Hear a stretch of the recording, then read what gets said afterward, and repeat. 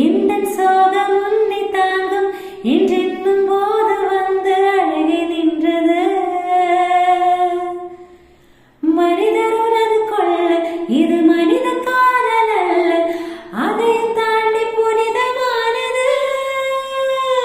அபிராமியே தாலாட்டும் சாமியே நான் தானே தெரியுமா? சிவகாமியே சிவனில் நீயும் பாதியே அதுவும் உனக்கு புரியுமா?